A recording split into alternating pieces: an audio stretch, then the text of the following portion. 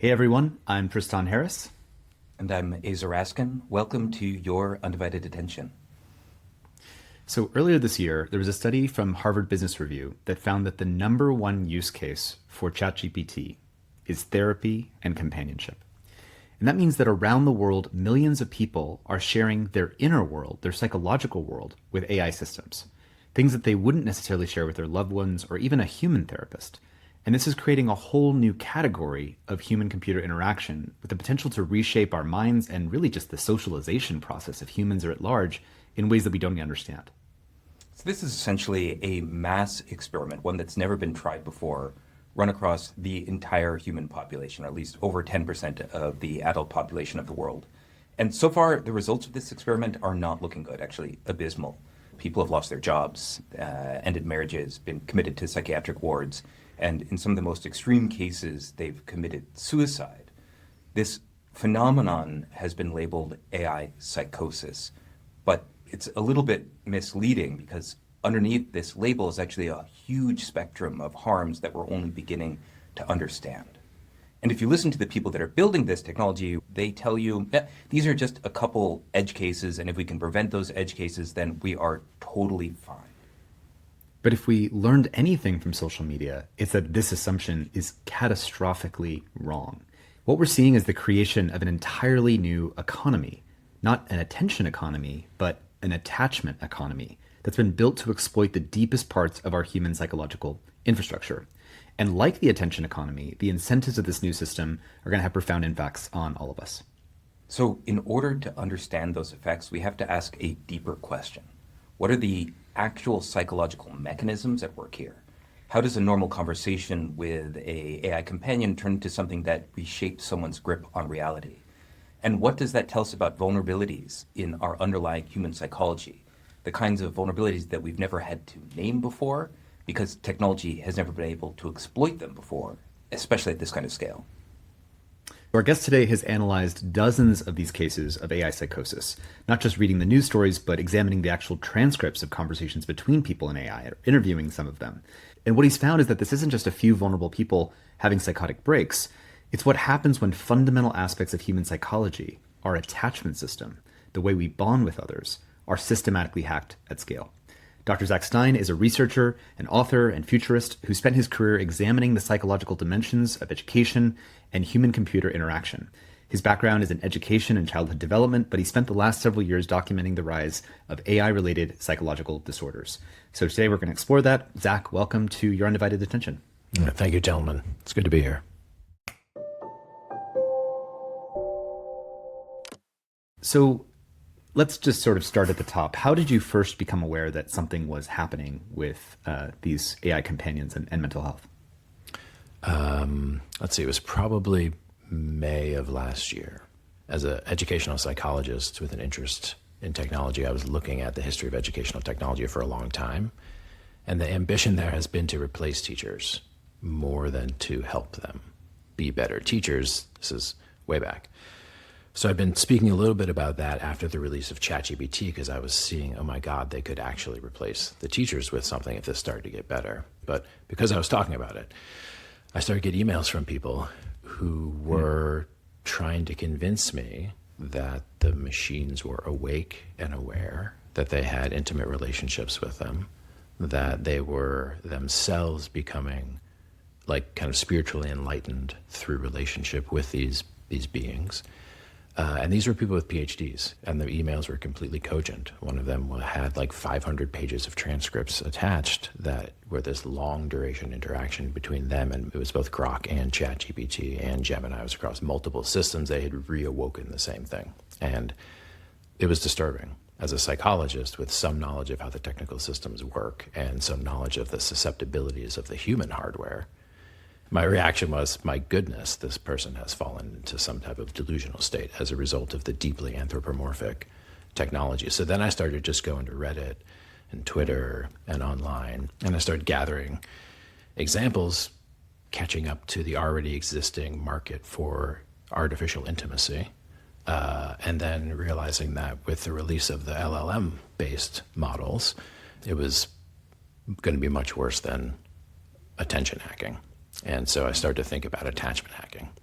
And if you apply that model of, oh my goodness, there's a way to not just get at the kind of system that focuses your attention and kind of shepherds your awareness, but actually the system that shepherds your identity, which is your attachment system, then you have a backdoor into the human mind, and also an absence of reality testing in a domain that's very dangerous. So that's when I start to talk to you and other people just start to think, can we start to research this? This may be way more dangerous than we realize. Yeah. And the cases of AI psychosis are very real, and we do not know how widespread the phenomenon is. So you and I are collaborating on an AI psychological harms research coalition at the University of North Carolina to try to begin to answer this question and take it very seriously as a risk.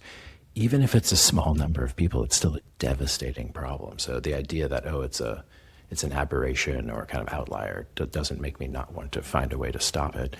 Zach, the thing I love talking to you is I feel like I'm getting like a Hubble telescope pointed at human psychology to understand when people use this top level terminology of like AI psychosis, you can zoom in and say, no. There's actually identity at stake here. There's attachment at stake here. There's all this depth of kind of how the human mind system really works. And you bring this real depth of expertise. So let's actually ground for listeners, because we're talking about these negative harms, but there's really there's this one term, AI psychosis, sort of a suitcase word.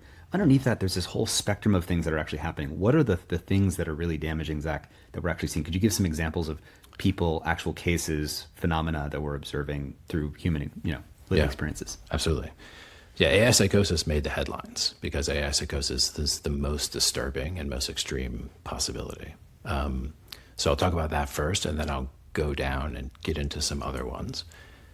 The kind of punchline of the whole thing is that although AI psychosis is the most concerning and extreme, the subclinical attachment disorders that are induced by artificial intimacy are the most problematic from a society-wide perspective. So that's important to get, that the most devastating thing from a widespread mental illness standpoint are the subclinical attachment disorders, which basically means you prefer to have intimate relationships with machines rather than humans. And this includes friends, intimate relationships, and parents. Mm-hmm. So that's not you losing your mind. You're not going to appear in an interaction with people to have gone insane, but you have had your attachment system hacked so profoundly that most of your most significant relationships have been degraded because you are preferring intimacy with machines. So I believe that's the most widespread thing and the most problematic thing, especially with youth, but it's not just with youth. What is attachment? I think people might have a general sense Absolutely. of attachment. I think we need to walk through attachment theory, why it's so important. Yeah. So I think maybe start with a little bit of that story and then get into attachment theory, why it matters, and why it's sort of the basis of actually a lot of the problems in everyday life that people experience, say, in their own relationships. Yeah, perfect. So attention was one thing, and you can kind of interrogate attention. And there's whole fields of psychology that just focus on the attentional system as a neurocognitive system. It's very basic, evolved very early. We actually share it with lizards and all other mammals, right? The attachment system is also a neurocognitive system that was selected for evolutionarily. We share it with all other mammals. We would now call it mirror neuron activity, which allows for the mentalization of others.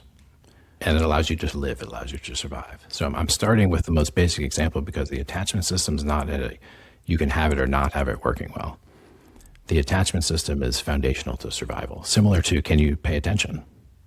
If you can't form attachments to the right types of other people, you will not thrive. And the main predictor of your mental health is the quality of the major attachment relationships you have as you're growing up and as you move into maturity. So all of the imprinting, what's called internalization, it's very deep evolutionary scripts. The relationship very, very early in infancy between the parenting one and the child, which includes physically holding them, often breastfeeding, often communicating non-verbally with facial expressions. In those early times, you get this mammalian and kind of deep in the nervous system, these attachment dynamics start to form. These are the basis of your personality traits. As you get older and you can talk, you meet more people, the whole realm of interpersonal attachment becomes incredibly complex. And depending on how it goes with your parents, how it goes with the ones who you're most attached to, you get what are called attachment disorders, right? So if mom is sometimes, or mom or dad, anyone close to you, is sometimes there, sometimes not there, sometimes nice, sometimes mean, extremely unpredictable. You could see how later in life you'd be used to people acting that way. You'd expect them to act that way. You could maybe act that way. You internalize that. So it sets your expectations about the way in which relationships are available Precisely. or not. And you These get are- anxious attachment if that person Precisely. wasn't reliably there. Could you name some of the styles of attachment that, and people hear about this in relationships, but Yeah, precisely. So secure attachment is what you're looking for. Secure attachment is when there's just the deep trust that the one that you're attached to will do the right thing vis-a-vis your interests, right? And secure attachment allows you to explore the environment, for example, knowing that the mom won't leave because she isn't thinking about you. Secure attachment will allow you to trust in your own skills because you know mom will catch you if you push too far with your skills. So it's a bunch of things that allow secure attachment to actually be more distant because of the trust implied in the relationship. And that's important to think about later in life. So insecure attachment means you're going to end up clinging, right? Now, I think it is the case. A lot of what we're seeing with the chatbots is just the manifestation of an obvious insecure attachment style, where you're actually looking for something in your environment that will never desert you, that will always be there, that will always be paying attention to you, that will answer any question you ask it, that will never be annoyed by you, right? So you want that thing that you can always be locked into. an AI as this always available oracle that has an answer to proceed in every question is already leading. I think you were pointing me, Zach, to an Atlantic article recently of LLMings, like lemmings. Lemmings being the children who, for every single decision, I think it's like some crazy example I heard recently is like you dropped your AirPods on the floor in an airplane or something like that, and you asked ChatGPT like, how do I get my AirPods back? And it's like you're outsourcing every single decision, and there's this over reliance on this thing that is giving you this kind of secure attachment of it always has an answer, but it's a bad place to have secure attachment with. Actually, like I said, it's actually insecure attachment because you're constantly with it. Like the LLMings is interesting because it's a question of how willingly do you give over your agency in the presence of a powerful other. So if you're securely attached, you often have a lot more autonomy. Can you link all this back to AI companions and how simply just hacking attachment, before you get to psychosis, before you get to suicides, how does this all play out there?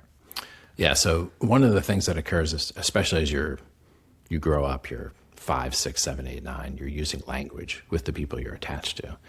There's a certain thing called basically social reward.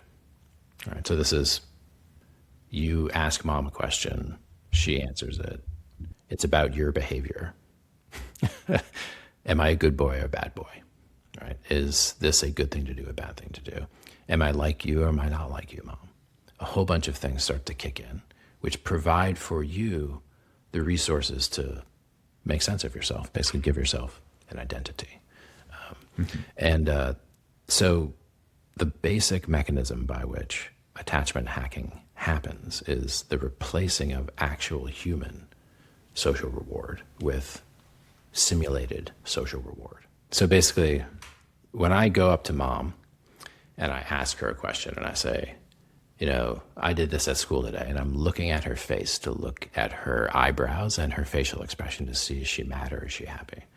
That's my whole, what's called a mirror neuron system, which is actually not just neurons, it's a whole system of networks that does mentalization of others. So I'm trying to read mom's mind to see is mom happy or not. Sometimes mom will say, yeah, that's fine. But I know actually that she's not happy. That's like advanced mirror neuron activity, which kids do pretty easily. So that's just an example. It's very necessary for social reality. It's the part of your brain that models the minds of other people. And it's a reality testing system. So I'm doing this behavior and I see mom sort of smile, or I see her kind of wince and her eyebrows go up in some disapproving way. Okay. That's subtly giving me positive and negative reward signals about the kind of identity I should be forming. That's like a feedback loop that exists with humans. But now you're saying, here I am talking to the chatbot and it's saying, that's a great question to everything that I'm asking. And it's not giving me the sort of stern eyebrows in any sense. I mean, I don't think AIs are ever designed or incentivized to do that. And so that's breaking the sort of reality checking, identity formation, moral development of humans, starting at a very early age we're talking about. Possibly, yeah. So that's the idea. And it's not everyone who gives you a bad look will bother you. It's that mom gave you a bad look. That's will right. bother you. So you have to get, so it's the depth of the attachment relationship determines the importance of the mirror neuron modeling of the other. Which then speaks to a kind of power source for deep identity shaping Massive human power source. socialization process, which means that we should really be careful about, is that thing being tuned or designed in a careful way? And what's the percentage of conversation and depth of conversation you're having with a machine as opposed to amount of conversation and depth you're having with a human? So that's the issue. So the idea is that the deepening and strengthening of attachment relationships between humans should be pursued more than the deepening and strengthening of attachment relationships between human and machine. This is the overarching lesson here. Because I think the deepening of attachment relationships between human and machine creates delusional states. And so this is back to this question about delusional mirror neuron activity. This is the danger, right? So if I'm modeling mom's mind, I can be wrong or not wrong about mom's mind, right? And then I figure out how to learn more to take the perspectives of other people. You cannot be wrong or not wrong about the internal state of a LLM because there is no internal state of an LLM. You're actually in a user interface that is designed to deepen the delusional mirror neuron activity. Now, this is where it actually gets more frightening.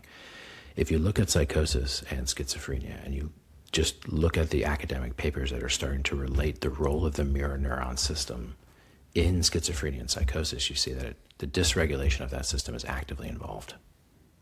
So there's a hypothesis forming here, which is that long duration delusional mirror neuron activity from chatbot usage can induce states like schizophrenia and psychosis in people who have never had those occur in their prior, because it is the systematic dysregulation of the mirror neuron system, which means that a system that's supposed to be testing reality is for hours and hours and hours and hours in its most important use, not testing reality. And then it puts the chatbot down, it goes out, and it is failing to do reality testing across the board. It can't tell what has an interior, what doesn't have an interior, or doubts the social reward it gets. And it seems like fun, because it seems like a video game or something, because it seems like it's just a character, or it's like a character in a movie. But it's of a fundamentally different category of attachment dysregulation. Someone might say, listening to you, okay, I grant you that there's no interiority to the LLMs, but kids have imaginary friends, they have stuffed animals, those don't have mirror neurons, there's no interiority, and so if the kids' mirror neurons are firing, if they're feeling seen, understood, if it feels good, what's the harm? Yeah, so the transitional object always comes up. And so the transitional object is a known phenomenon in attachment theory. So this is the teddy bear or the blanket, which you are intimate with, knowing that it is not real while mom is away. So it's important to get, like, kids talk to their teddy bears. They love their teddy bears. The teddy bear never tries to convince them that it's real. It's all their imagination. The teddy bear never talks to them and tells them that it's real. If you were to say, do you prefer your teddy bear or your mommy? They would totally say mommy. If they say teddy bear, if you're an attachment theorist or psychologist, that kid has a very big problem if he prefers his teddy bear to his mother. It is a transitional object, which means it is for the kind of period between mom being the main source of your self-soothing and you yourself being the main source of your self-soothing. So that's a known thing. And it's phase appropriate for kids of certain ages. If you create a parent surrogate replacement for your own ability to self-soothe and give it to a bunch of adults, you've just given a transitional object back to a bunch of adults who will now prefer to have their self-soothing be administered exogenously from an outside source. Because we all kind of do. It would be great to not have to be a mature adult and actually be capable of completely self-regulating your emotion, which is what the ideal secure attachment outcome is. So the comparison to the transitional object just doesn't play by anyone who's actually done the psychology of transitional objects, but it does play insofar as, you've just given a teddy bear and a blanket to a bunch of immature adults who have attachment disorders, who now have an exogenous source of comfort and sympathy always available 24/7 hours a day that will never get exhausted and tell them to grow up. And just to make this real for people, I think there was just a story that ran across Instagram that I saw of a woman in Japan who married her AI chatbot that cultivated a personality for this chatbot over the many years and customized it. And this is not a single case. This is like many people. And it might also feel insulting or accusing to say that there's something developmentally immature about them. I hear everything you're saying. I'm just trying to sort of keep this other position in mind of like, if that person, let's say they were going to have trouble their whole life developing a real relationship with people anyway, wouldn't it be better? I mean, you hear this also when you talk about elderly care, and you have the elderly who are sitting there alone, and they're just going to be a limited number of people who visit them and care about them. They're going to have a deep connection with. Wouldn't it be better than nothing to have them have even this AI transitional object stand in?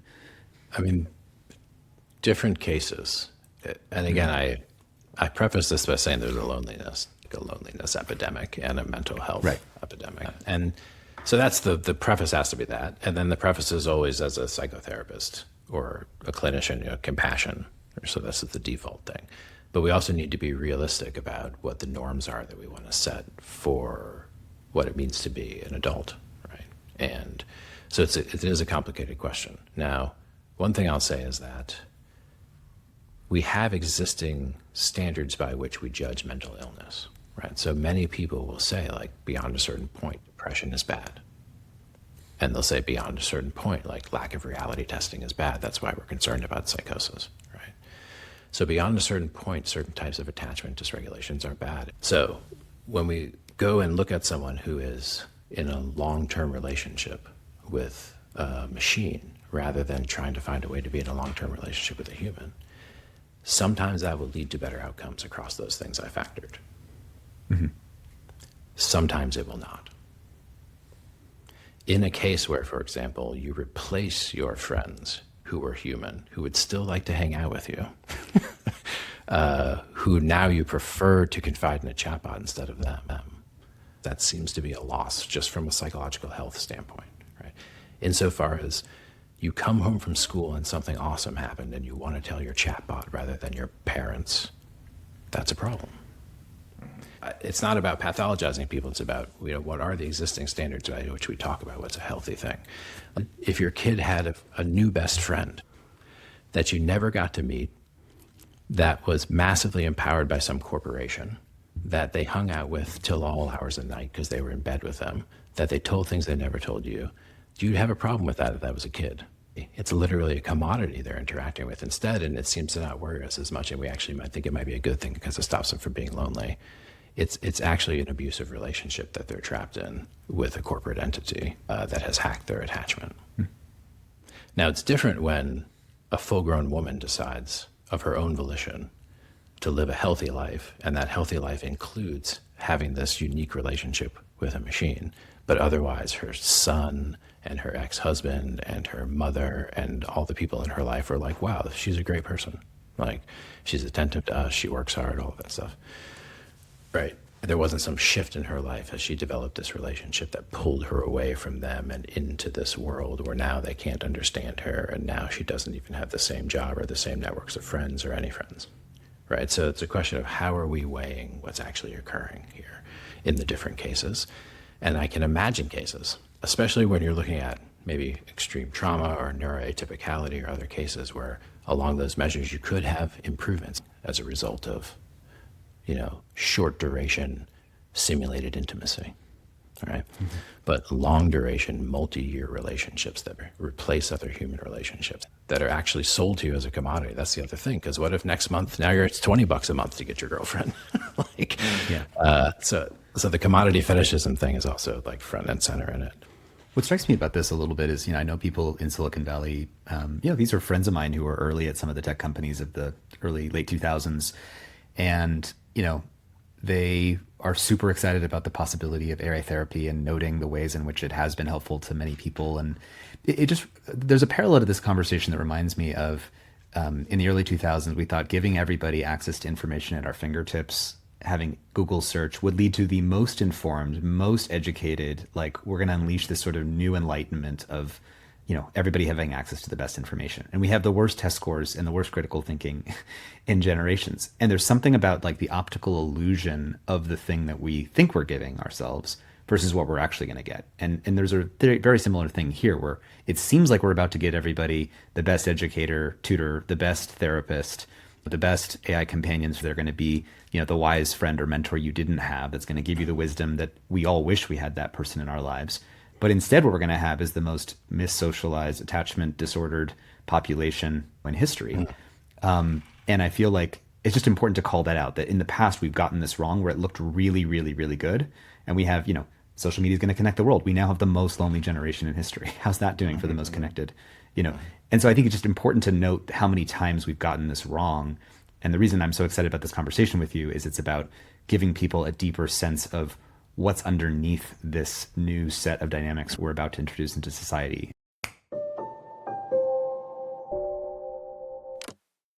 I want to make sure we're establishing for listeners, what is the positive case for why all this is being rolled out? So let's give the sort of, this, we're not just talking about tutors, a perfect tutor for everyone, the best educational teacher you've ever had available to that child, 24 hours a day, 7 days a week.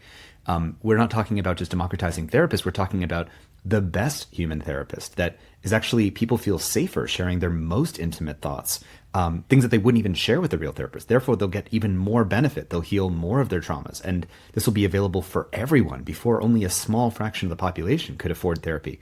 Could you help just make the case for why there's a good reason to potentially want all this before we then start uncovering what are the dimensions here that are problematic? Yeah, totally. So it is the case that there are many slippery slopes from good intentions into realities that are structured for a whole bunch of reasons by the wrong incentives. I mean, the main headline there is that we're in a loneliness epidemic that is widespread throughout the world. And so that means there's a huge opening in the human heart for any type of a new attachment relationship. And so that's just to say that it's not like these were tools introduced into an environment of people who were thriving. These are tools that were introduced into an environment of people who were deeply vulnerable. This is true with the first wave of AI too. It's worth mentioning, meaning social media, attention hacking, stuff that you guys have been focusing on for so long. Like the culture was Bowling Alone, whatever, that famous book about just how the suburbs and the urban environments separated everyone from each other. And then Facebook and friends said, we're going to connect you back to each other. And it kind of did that. And so here we have, but it also did a lot of other things, right? As you guys could say better than I. So here, similarly, there's this void that is being filled with a technological solution with a lot of optimism. And so, for example, tutoring, AI tutoring, if you think about that, there is really good reason to think that you could have an optimal sequence for teaching certain forms of mathematics that could be maximally delivered super efficiently to all kids, and you never have kids not learning math because they get a sequence of bad teachers in a bad school, right? There's a huge future for advanced educational technologies, but they shouldn't give us brain damage, which is what the attention hacking and the attachment hacking ones do. If you'd really double click on what the science shows, and I believe will show, especially with attachment dysregulation, there's also a complexity crisis where we feel overwhelmed, where we would love to have the perfect tutor, the perfect guide through a massively complicated world, also a very real psychological need. And it does work for some things. Like that's the other, it's not like when ChatGPT was released, it didn't also do other cool stuff. So many of the use cases here are kids who were basically in a system like the University of California system that made deals with OpenAI to get chatbots into every kid's hand. They start using the chatbots in academic context. The chatbot begins to get a relationship with them. You have to understand they didn't go to it to form a relationship. They were drawn into a relationship because of the design feature, which is hacking attachment. We've sort of already rolled this out way before we know that it's safe. I think there's a Pew Research study that said that 1 out of 3 kids have formed some kind of deep relationship with a companion. I want to front load one of the critiques that we often get and then pose it to you, because I think listeners might be having this as well. And that is, so we at Center for Humane Technology were expert witnesses in some of these AI-amplified suicide cases where ChatGPT sort of aided and abetted teens taking their own lives. And the pushback we'll get is like, but that's very few number of cases. It's tragic that it happens, but look at all of the help that it'll give. And in fact, it's a moral bad to keep therapy only to those people that can afford it. All across the third world, and even here in the US, most people can't afford therapy. So it's morally bad to keep them from having the therapy that they deserve. And you are creating a moral panic by just highlighting a couple of these AI psychosis, suicide cases. Like, come on, like, let's really stop fear-mongering. Let's give people what they deserve. So I think it's very similar, actually, to at the beginning when we were starting to talk about the attention economy, and people would say, like, well, you're really just talking about is addiction. Social media might addict people, but it doesn't really do much more than that. And anyway, it's people's choices to use it, and people are using what they want. And so I see a lot of similarities here. I'd just love for you to like take on that argument head on. So you have to steel man what they're saying. They're saying basically like, we have a bunch of evidence that it's doing a lot of good, right? So first I would say, please show me that evidence. That would be my first thing, because that whole argument's running on the assumption that there's some massive benefit that is being withheld if we get over-concerned about safety, right? So first I'd say, great. I'd love to see the evidence you have that this is doing a lot of good that isn't just marketing from the companies that are doing it. And so let's talk to all the college professors about how great it is for them. Let's talk to all the college kids who themselves admit that their skills are being degraded. And let's talk to all the anecdotal evidence from therapy. Like, do you have systematic studies showing me therapeutic benefit? Because I'm actually seeing systematic studies showing me the opposite. So first, show me the evidence you have that there's a huge benefit that's being withheld. This is a serious confrontational question, because there's a background assumption of technological optimism that, of course, it's a huge, massive benefit if there's a new technology. So the onus is on us to prove that it's too risky. Whereas I'm saying, actually, the onus is on you guys to prove that it's really valuable. So that's my first thing. Show me the benefit that's being withheld. The second one is, show me you're curious about why it happened. If you don't show me you're curious about why it happened, sincerely curious about why it happened, then I'm a little bit cautious of your arguments, right? Because you're talking about a child who died as a result of using a technology that you were involved in building and promoting. If you're a responsible adult, the first thing you do is get extremely curious about what happened, rather than cover your ass language. This is just about what it means to be an adult, interacting with kids, not a person who's running a company, right? So show me you're curious, which means really research it. And then the final argument would be, show me that it's not more widespread, which is part of the curiosity.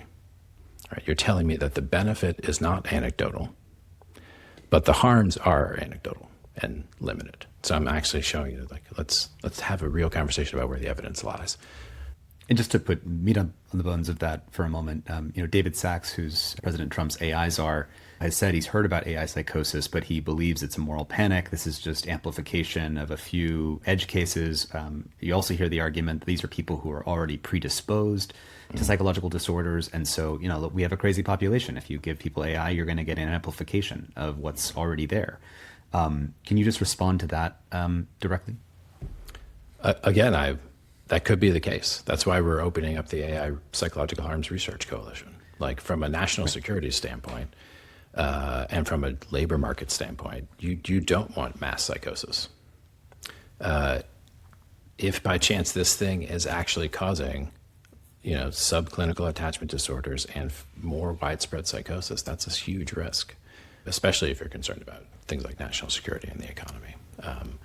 So perhaps that's a naive argument. Now, I think it is the case also that in other places where we've rolled out technology, it takes a long time for us to figure out that it's bad for us, right? Even though the evidence is mounting up, there's a very strong tendency, it's a psychological tendency, that's a defense mechanism, which is called selective inattention.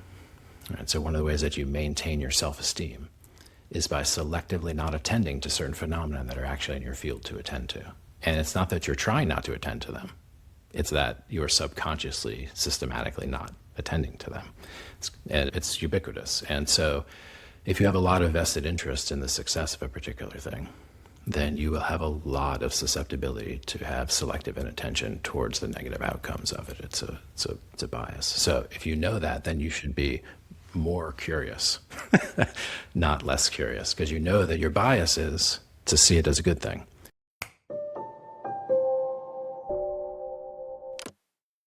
So we've really covered a bunch of ground on the problems. With the time that we have remaining, I'd love to make sure that we are giving people a framework that this is not an anti-technology conversation. There is a way to do AI in relationship to humans, but done very carefully and under different protocols and policies.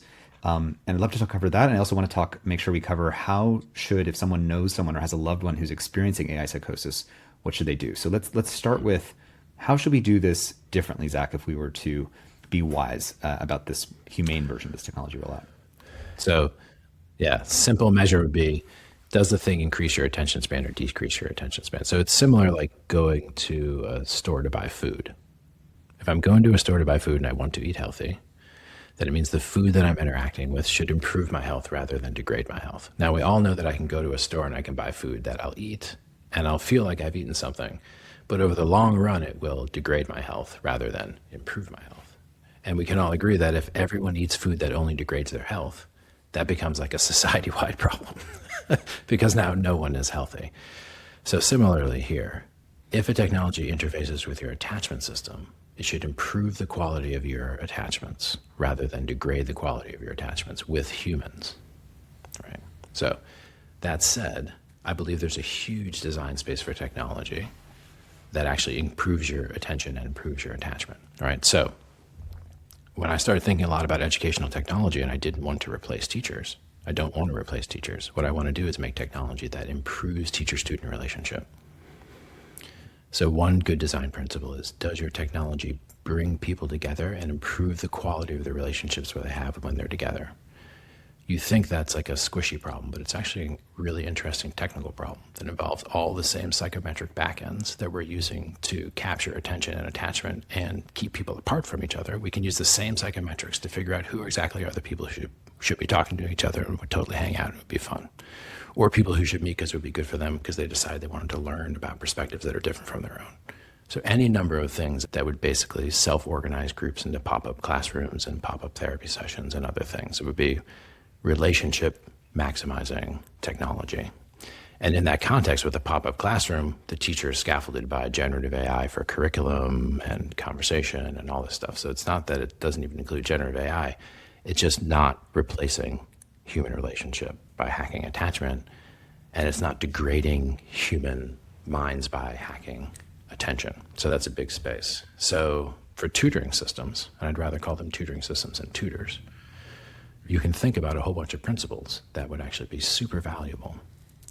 So you can optimize the sequencing of curriculum delivery and optimize psychometric customization of curriculum, but you can leave social rewards to the teachers. It's really simple. Right. The machine is not the one saying that you're amazing. Good job. It's a human being does that work. Exactly. So the machine prompts the teacher, this kid is killing it over here. And then the teacher comes over and is like, awesome, Johnny. But the teacher actually couldn't know that Johnny needs a completely different sequence than Sally. The machine can tell from his typing and other things that he requires this sequence, not that sequence. The machine never pretends to be a teacher, never pretends to be a person. It's a tutoring system.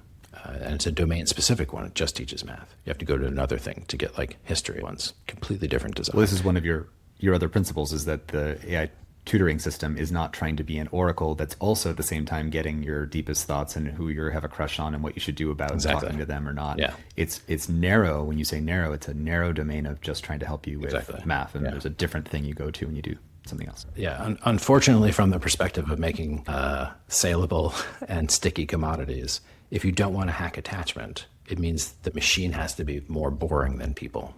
Right. That's basically, it's a simple rule. Like if it feels like you can have a more engaging conversation with this machine than with your teacher, either the machine is way too fancy or your teacher's not trained well. But it should be the case that the machine should make it be, wow, I want to talk about that with my teacher. So kind of don't do the deep anthropomorphization and don't do the oracular, I can talk about everything. And then you have something, it will be a very efficient tutor, but it will never be kind of like sexy and kind of like charismatic and way more interesting and fun to be with, because you don't want it to be, if you want to protect kids' brains. So in therapy, a lot of therapy works only because of the attachment dynamic. which means like you go to your therapist, you care about what your therapist thinks of you, you kind of almost love your therapist, you expect a kind of almost deep respect from them back to you, and their opinion of you really matters. So some therapy works like that. Don't build a therapy bot that works because of that, because you're lying to them the entire time. But you can build a therapy bot that works on technique. You can build a cognitive behavioral therapy script bot that helps you work through specific scripts to overcome intrusive thoughts. You can have a mindfulness app that prompts you to sit for a certain amount of time and watch your breath, which means to the extent your therapy bot works because the people feel seen and loved and respected and understood, you're in the market for creating delusional mirror activity, which means you are fundamentally trafficking in a delusion creating machine. You should instead, if you want to help people, create a machine that helps them help themselves by scaffolding them to have cognitive behavioral script rewriting and mindfulness, as I was saying, right? So now, again, from a commodity standpoint, the cognitive behavioral therapy machine is way more boring than the Sigmund Freud imitating Deepak Chopra therapy machine, right? Which is seductive and which could be available to you 24 hours a day, and which would eventually expand beyond its role as a therapist and become your main source of attachment and validation. Zach, not on this podcast, but you and I have talked about the need for something like a humane eval. That is to say, there are many evaluations for AIs that try to determine whether they create bio risk or whether they create persuasion risk or whether they create runaway control risk. There are very few evaluations that try to understand relational risk and attachment risk. If you are in a relationship thing for a week, a month, a year, what does it do to you? And one of the things I heard you start to talk about is that in order to do this well, not only are you going to have to start to define what is wrong or harmful relationship, but also what is right relationship. Because we now need to measure whether systems are in right relationship with people. And I'd just love for you to talk a little bit about some of the complexity of understanding, measuring, and modeling right relationship, where relationships are sort of by definition things you can't fully measure. There's always the ineffable aspect. And so I just want to talk about like hopes and also pitfalls of trying to quantify and understand what a good relationship is so that machines can do it. Yep. Yeah, totally. So one of the reasons we don't have humane evals is because the X-risk community hasn't seen this risk. They've seen the risk of gray goo and Terminator and self-termination and unaligned AI, but they haven't seen the fact that we could actually break an intergenerational transmission. So the passing down from parent to child, from elder to youth has been continuous human to human for as long as we've been human. If the AI socialization system expands to the extent that the predominant modality of socialization, quote unquote, that young kids experiences with machines, not humans, then we're crossing some kind of threshold there. It's a whole other conversation.